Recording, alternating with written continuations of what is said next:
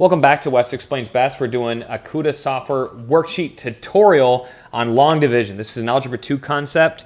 We already showed it the long division way, the standard way, and now I'm about to show it using synthetic division. So let's go ahead and start with that.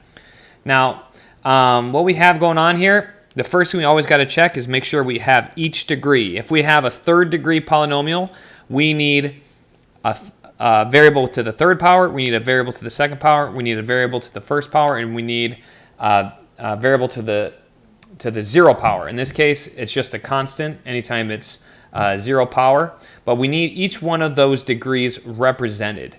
If there's something missing, please reference the other video, but we need a placeholder. For example, if we had a v squared missing, we need to put plus 0 v squared. The reason why I mention it is this one's actually good, but there's definitely going to be problems later on. So this one's fine, okay? Now, with synthetic division, this is kind of like a division shortcut. What we look at first is what we're dividing by. We see we're dividing by, well, why is that so thick?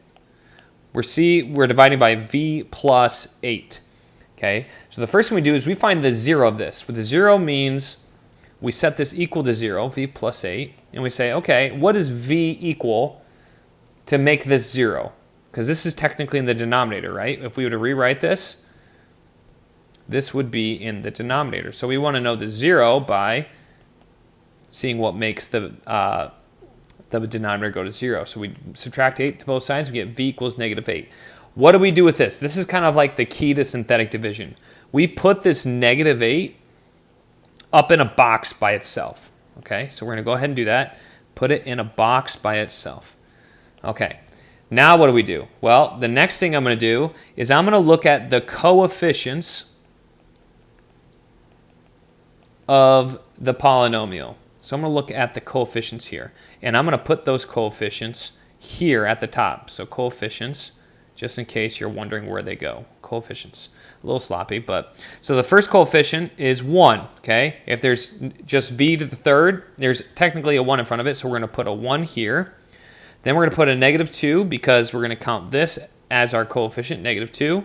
Then negative 78, yuck, right here. And then a positive 16, I can just write 16. You don't need the plus sign there. It's an implied. Okay, then I'm going to draw my line, and I'm ready to start. How does this work? Well, we start here with our first coefficient. Okay, so this is where we start. I'm trying to make this easy for you. Start. And then we drop it down here, and that's the start. We drop this down, and we start just like that. Now what do we do? Well, we're going to take this 1, and we multiply it by the negative 8. Okay, so, and we're going to write what results right here. Okay. So now what we're going to do is we multiply 1 times negative 8. And I'll write it the first time, but after this, I'm not going to write it. So 1 times negative 8, and then I write equals negative 8. Now, the only thing we need is that negative 8. So let me write this again. I'm going to write it small with this. So we have 1 times negative 8 equals, and I'm going to write this big, negative 8. Okay? So 1 times negative 8 got me negative 8. What do I do from here? Well, what I'm doing is I am adding these terms down. Okay, actually make it that yellow. I'm adding down, so I have to add these two together. So negative 2 plus a negative 8, that gives me a negative 10. Okay, just so you can see what happened there. We added negative 2 and negative 8 to give me negative 10.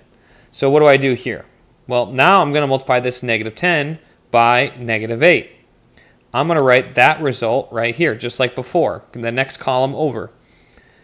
What do I get when I multiply negative 10 times negative 8? I get positive 80. Okay, this time I didn't write it. Okay, I did this before, so you can see it. This time I just did the multiplication, and I did not write it out. Okay, now, just like before, we're going to add this down. So we add here, and we get positive 2. Negative 78 times...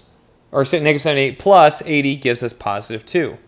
Same process. Every single time we go to a new row, we're going to take this number. Okay. We're going to multiply it by negative 8. That's our 0. And we're going to write it here. In this case, we get 2 times negative 8. That gives us negative 16. 2 times negative 8, negative 16. Okay, that was our result. And now we add down, just like we did before. We add, and we get 0. This is good. Okay, this last number is always going to be our remainder. Ooh, that's ugly. I'm trying to find a better color that doesn't look too bad. Maybe this would be better. Yeah, that's good. Okay, so this is our remainder. The last number is your remainder. Okay, now what does 1, negative 10, 2, and 0 mean? How do we use this to write our answer? Well, to write our answer, we simply change these to the new coefficients of our reduced polynomial. What does that mean? Well, we started off with a v cubed. I need a better color. Let's go with this magenta. Perfect. So we started off with v cubed, so we are going to reduce this to a v squared. Okay? And like every single one of these, that's why it's good. It's important to have a placeholder if you don't have each one of these. So we're going to reduce each one of these. Okay, so v squared becomes v. V becomes no number, and then this is just our remainder. So this is technically v to the 0, but we don't need that. Okay, so that just becomes our number. Now what we're going to do is we're going to write the coefficients in front. So that 1 goes there. This negative 10 goes there. And this 2 goes there. And this technically is a remainder if you need it.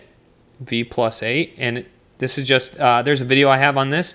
But if you have a remainder, it goes over V plus 8, whatever you're dividing by. Okay. In this case, this just gets canceled off. I'm going to just put it off to the side so you can see that's not really anything. Okay.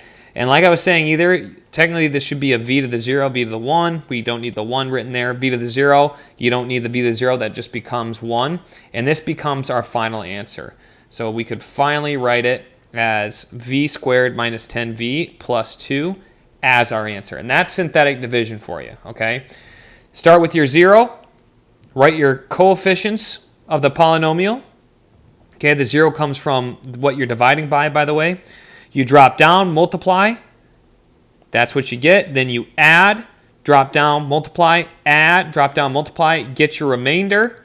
Okay, and then rewrite it after reduce the power by 1. Reduce power by 1. And that's all there is to it. Hopefully you guys like this video on synthetic division. If you need more examples, let me know. But I hope you enjoyed this video. Thanks for watching.